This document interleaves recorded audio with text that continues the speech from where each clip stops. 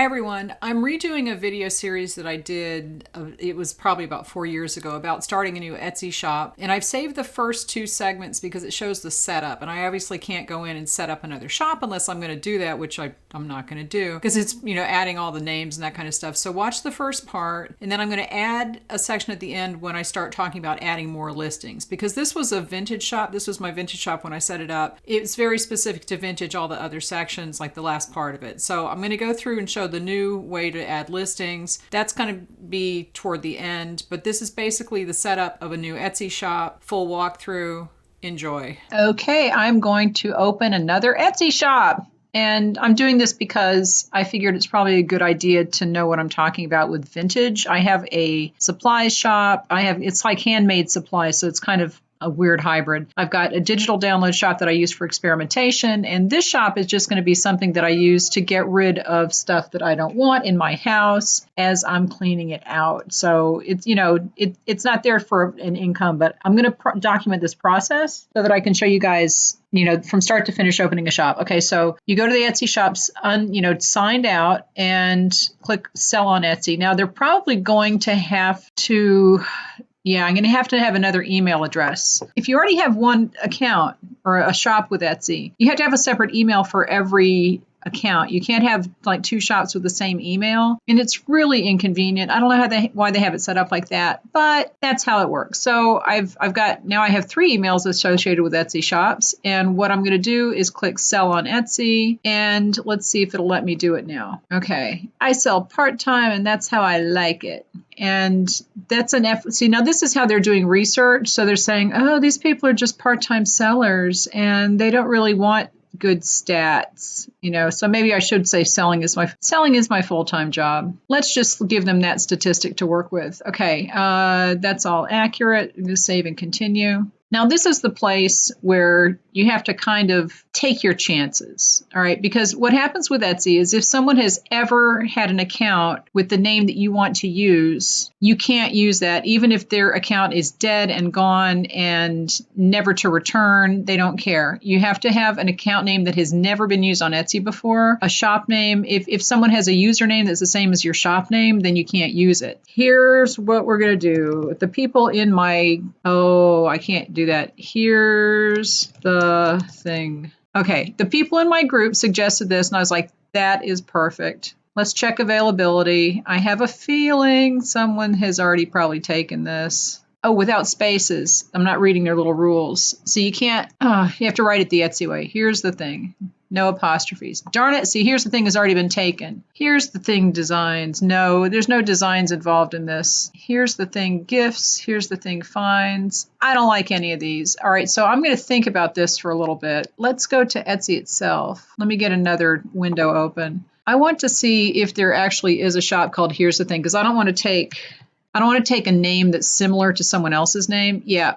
Here's the thing. I have something for everyone. I probably would like this person. I don't know who she is. But see, there is a shop called Here's the Thing, so I can't use that. So you can either do this, but what happens there is then it gets confusing, and then the person that has the Here's the Thing gets mad at you because you stole their name, and I don't want to do that. I have to think of something else. I'm going to pause this for a minute while I give this some thought. I have just spent 20 minutes trying to find a name that's available. So this could be something that you have to give some consideration to. If you have a company name that you've registered and the whole thing, and I'm going to have to do a DBA for this, I just realized, that's something else to do. That's fun. If you have a registered business and you want to do another business that you have under that umbrella that you're going to be using the same business account and business license and that kind of thing, you have to register a DBA, which is doing business as, and that is something that you register with the state so that they know that you're supposed to be collecting sales tax and that kind of thing.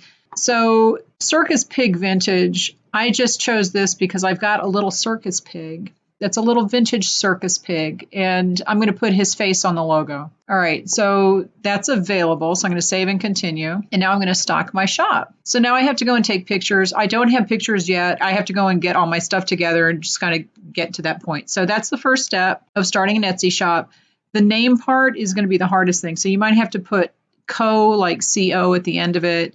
You might have to put your name in there. It's just something you're going to have to work with and figure out. And if you have a shop that you have a business name that you already use, that might be taken and you're going to have to work around it. That's probably going to be the hardest part.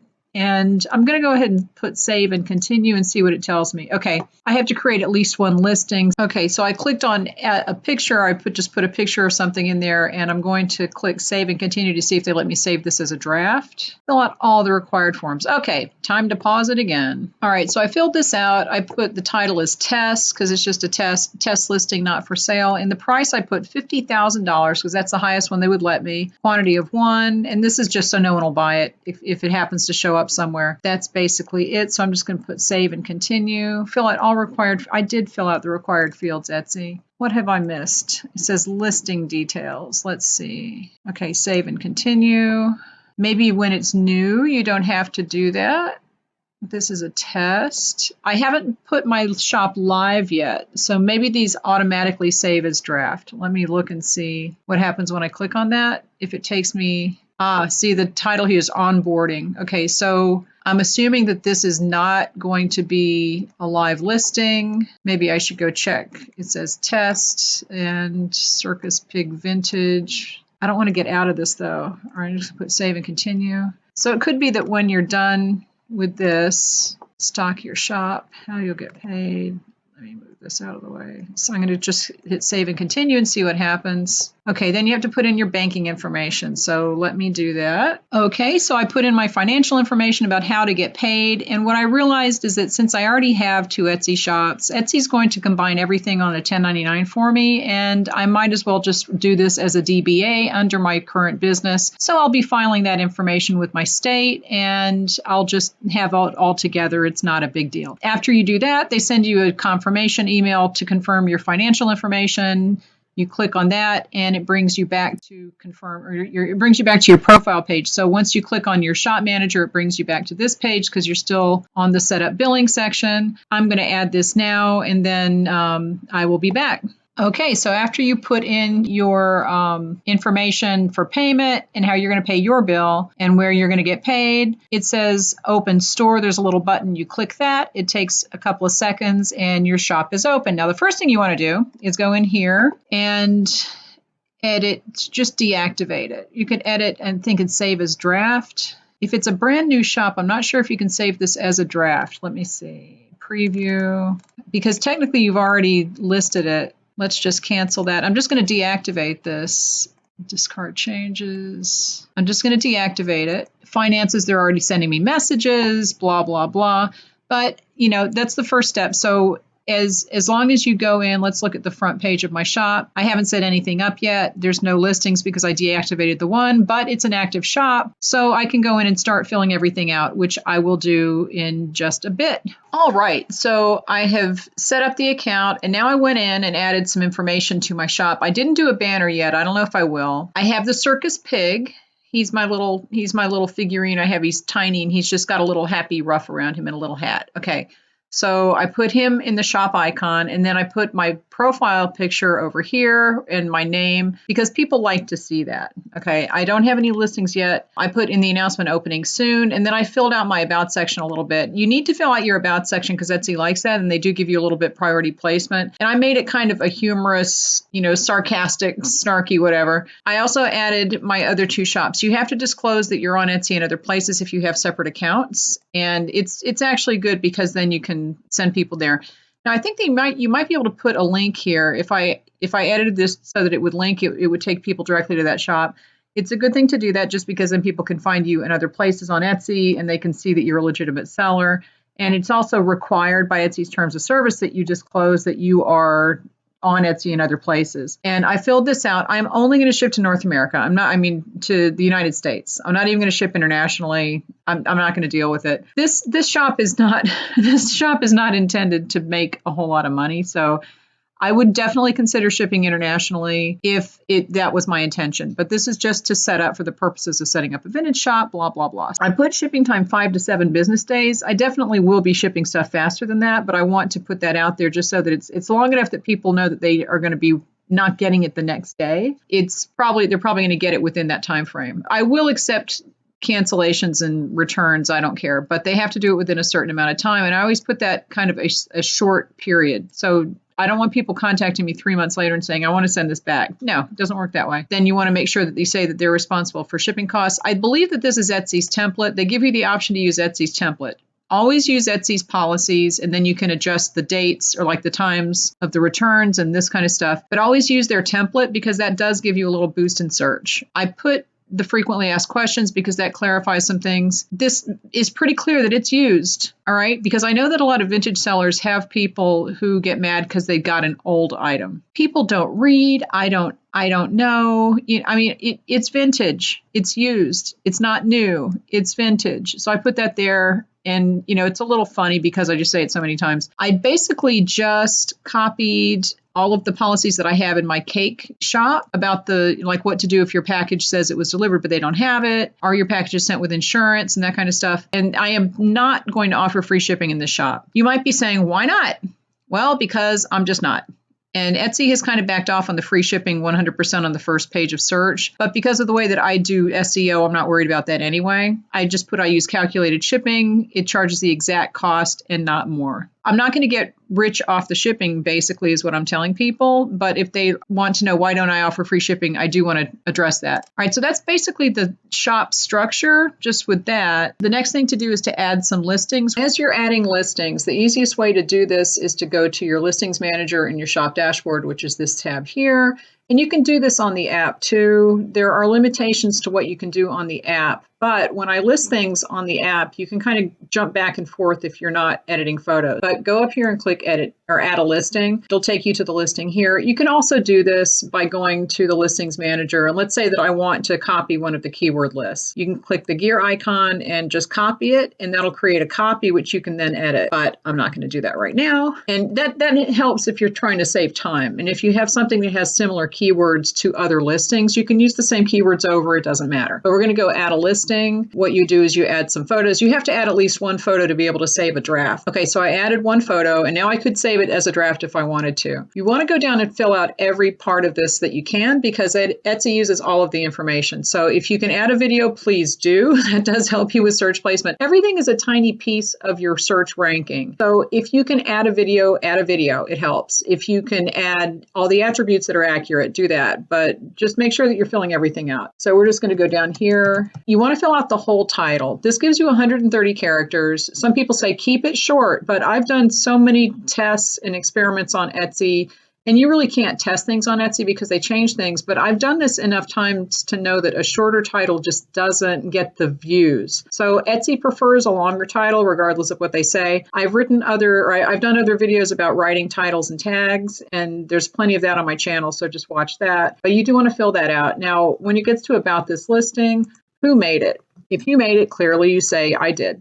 If you have people who work for you, then you can put a member of my shop. If you do have this, you have to disclose this in your about section. Everyone who works in your shop or who does things for you has to be in your about section. So make sure that you have that there. And this is going to give you different options. So if you say I did, then it just says it's handmade. That's it.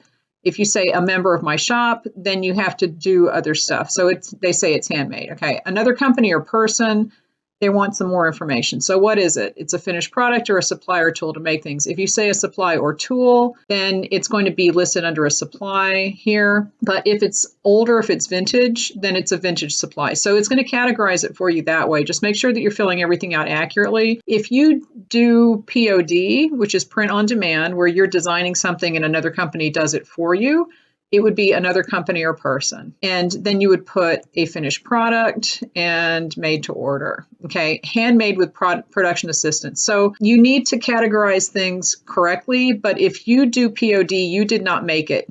Okay, another company or person made it. You designed it, you did not make it. So just make sure that you're doing that because it will put it in the right category. You want to just choose the best category. Let's say that I'm selling a vase. Okay, so I'm going to put vase, and it will give you options, and you can choose which one is most close to what it is.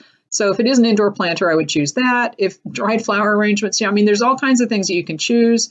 If nothing really fits 100%, just choose what's closest. So it would probably be this. But what happens here is that all of these are the subcategories. These are included as keywords when your listing is shown in search. So that would kind of prevent you from having to put these in the tags. If this fits, then put it in. So don't put dried flower arrangements if it's not one, but if it is, definitely choose this one instead of this one. Okay, so choose the one that's most accurate because it will bring people down that path when they're looking at stuff. And I think I just clicked on indoor planters. Okay, so what happens when you click one, it's going to be shown in all of these categories. So if someone is using filters, it's going to show them in all of these categories. But you definitely want to look at this and just make sure it looks right to you because sometimes they give you weird things, right? Primary color is optional, but if you do have something that's a color, I would just choose a color that's accurate. Again, secondary color is optional, but these are used as keywords, so you don't have to put this in the tags now if you do put them in the attributes. Every category and product is going to have different attributes. So if I have a different product, these might not show up. Width, height, depth might not show up. It's just going to be relevant to whatever your product is. So it doesn't matter. Just fill out everything accurately. If something does not fit or you don't really have the information, like if neither of them here is appropriate, just leave it blank. You don't want to fill something out just to fill it out. You need to have it be accurate and applicable because these are sometimes used as filters. They're definitely used as keywords. Now, the style is something that it generally is pretty limited. So if you want to choose one that's close, go ahead. But if nothing fits, just leave it alone. Okay, just leave it blank. Occasion is something that is very specific. So if this would work for one of these, you can put it in. Again, if it's not appropriate, then don't put it in. And holiday is really meant for things that are specific to a holiday. So don't put Christmas if you make bath and body, and this could be a Christmas gift. That's not what this is for. This is for ugly Christmas sweaters. It's for Christmas stockings. It's for Christmas ornaments. Same with all these other ones. Don't just put something in because it would be a nice Father's Day gift. If it's specifically for Father's Day, then yes. If not, no. Renewal options. When something is listed for 4 months on Etsy and it doesn't sell, you can either set it to renew automatically and you'll be charged a 20-cent renewal fee because that's the listing fee that you pay when you list something. Or you can change it to manual and then you can make the decision about whether you want to renew it or you want to rework the SEO or whatever. I set everything to manual so that I can take a look at things and decide whether I want to renew things. So it's up to you. If you have digital things that are just going to sit there and sell over and over, you might want to set it to automatic. But if you have physical products and you do want to take a look at them, you might want to set it to manual. I would recommend setting everything to manual just so that you can check the keywords and check the SEO if you do feel like doing that, because otherwise things are going to renew and you won't know that they renewed because they don't tell you. If it's a physical product, you click that. If it's a digital product, you click that. And that does give you the files down here. You'll have to upload the digital files if it's a digital product. So make sure that you're filling that out. Fill out your description. All of the things with an asterisk are obviously required.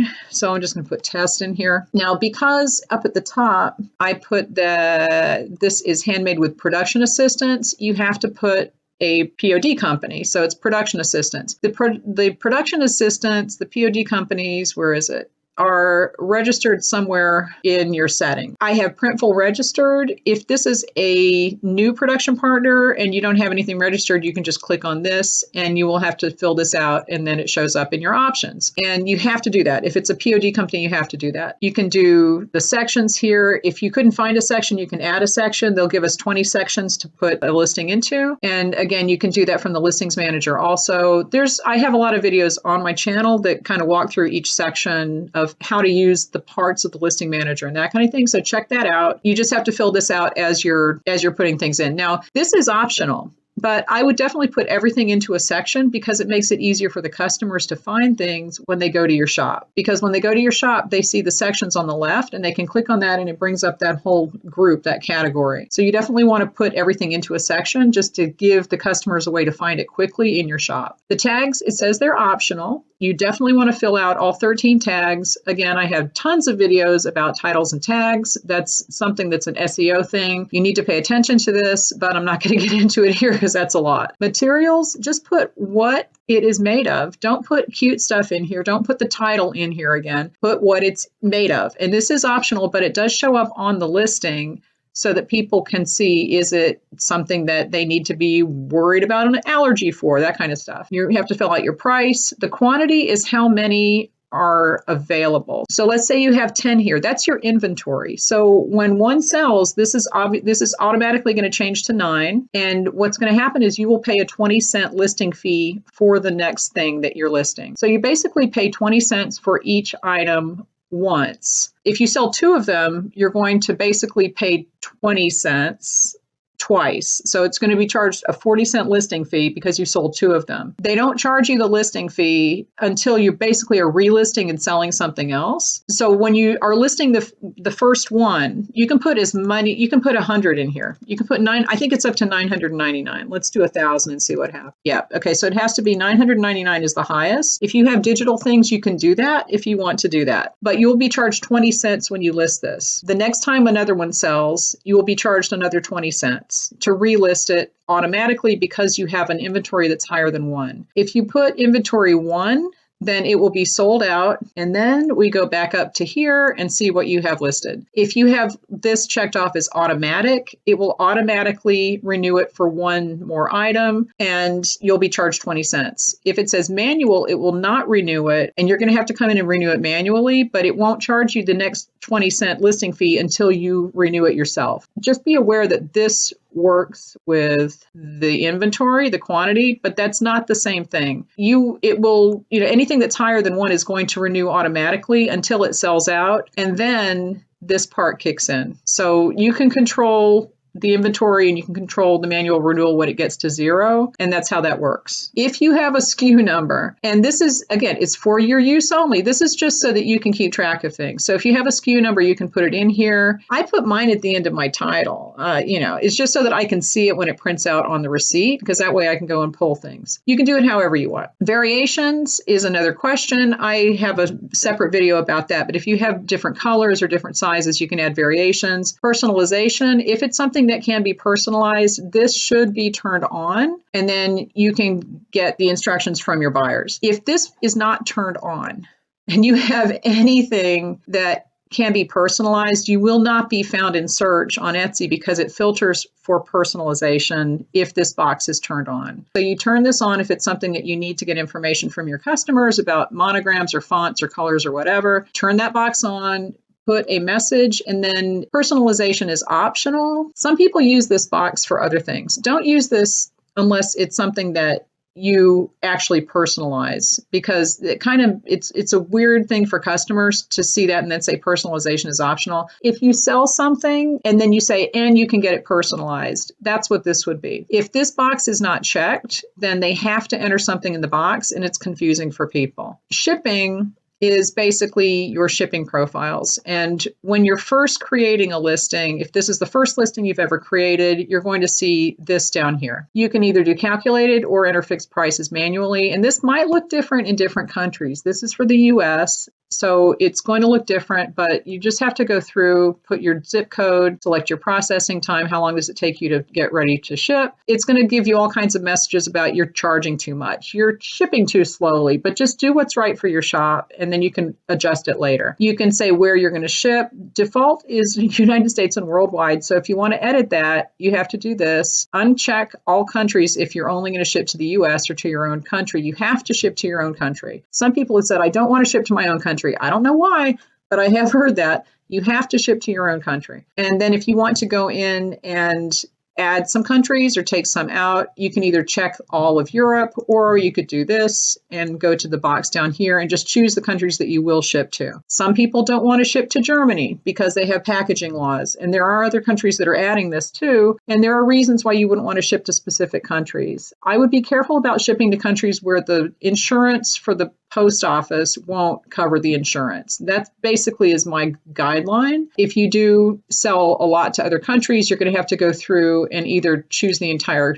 section, the entire continent, or you're going to have to go in and select one by one. Now, I will say that if you are in the US, you need to go in here and choose US Virgin Islands, because they put in the Caribbean, they put US Virgin Islands in Latin America and the Caribbean. Okay. And this is a US territory. It works with the US Postal postal system. So just be aware of that. All right. So choose where you're going to ship. Then you're going to go down here and you're going to edit your mail classes. Now there is a section over here in settings, which is your shipping settings. And you go in here and set up what postage you're willing to accept. Like what are you going to let people choose at checkout, basically. For this listing, like if this is the first time I'm setting this up, you would say, okay, I'm not going to do this. I'm not going to do this. I don't trust that because you don't know what's going to happen at customs. These are the options. And then you can either check free domestic shipping or free international. Don't do that because that's super expensive. A handling fee is tricky. I would not do a handling fee because this adds it up. And I've done another video about this. I would avoid a handling fee because it does make the shipping very expensive if people order multiple things. And then what you could do is you could either leave this just for this one listing, or you could save this as a shipping profile, and that will be able to be used in other listings. When you come back, it will show up on your shipping profiles, which is going to be up here. And they will give you a place to name it, and they'll give you a place to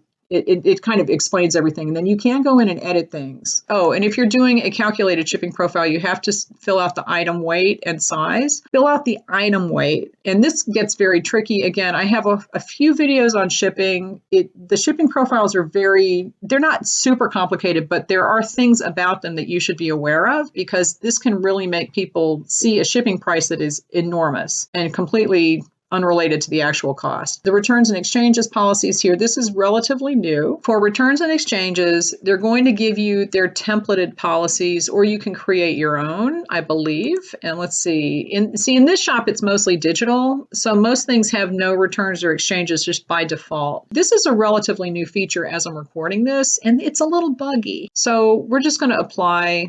We'll just click apply, and there we go. If you want to change the policy, I guess you're going to have to create a policy, and then these are their defaults that they have starters. You can just check one of these. I accept returns, I accept exchanges, and then you can choose the dates. I would choose the shortest time as possible because you want to just get those in process and not have people hanging around waiting to send you stuff. The conditions of return, by default, the buyer is responsible for shipping costs. That's Etsy's policy. That's not your policy, that's Etsy's default policy. And the buyer is responsible for loss in value as agreed upon with the seller if an item isn't returned in original condition. So that's good, and what you can do is just choose one or the other. If you don't accept returns, you don't accept exchanges, and just put save and apply. That would be what you have. Now, this is what you have to watch out for here. At the bottom of every new listing, it'll say, yes, advertise this listing by default. Okay, if you don't want to use Etsy ads, you have to turn this off, and they will send you a nasty little message. But make sure you do that, or you're going to turn Etsy ads on if you have that set up, and you won't realize it until you start getting charged for it.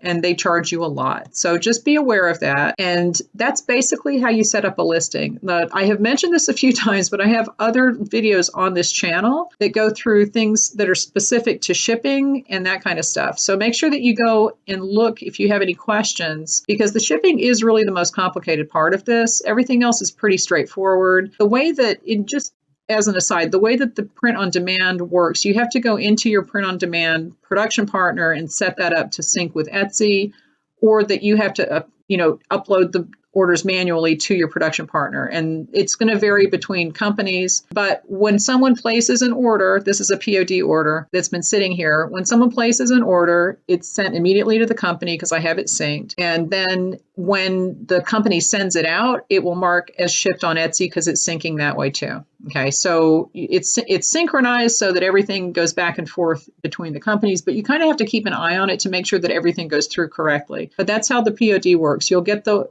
information that the order was placed, and then a few days later, it'll say your order has been shipped, and this will go to 0 because it'll move to completed. That's about it for listing an item. So that's basically how to set up an Etsy shop and how to put listings in your shop. And like I said, I have a lot of videos about the specifics of each section. So go through my tutorials channel and check those out if you have specific questions, or leave any questions under this video. And I was going to go in and show how the orders work, but I would go in and do that individually because it's kind of hard to do that with the customer information and that kind of stuff. I could do a separate video about that. But basically, when you get an order, Etsy sends you a notification. If you have that set up, look in your notifications, or it'll show up in your shop dashboard, and it will stay in the active section until you have it completed, then it moves to the completed section. And I have other videos about that. So just make sure that you're looking about how to buy the shipping labels and that kind of stuff. But if you have questions, please feel free to post them. If there's anything I didn't cover in this, then obviously ask questions about that. I would put at least like 10 to 15 listings in a new shop to get it started, just so that when people come to your storefront, they don't see just one thing sitting there. It's not great to have an empty shop, especially if it's new. You want to have things that people can look at, but there's no magic number. There's no magic number of listings on Etsy that are going to guarantee sales or guarantee that people look at your shop and say, I want to shop here. There's really no specific number. You just want to have that first page look like it's an active shop and not just something that someone has started and then abandoned. So leave me any questions, give this video a thumbs up. I will talk to you later.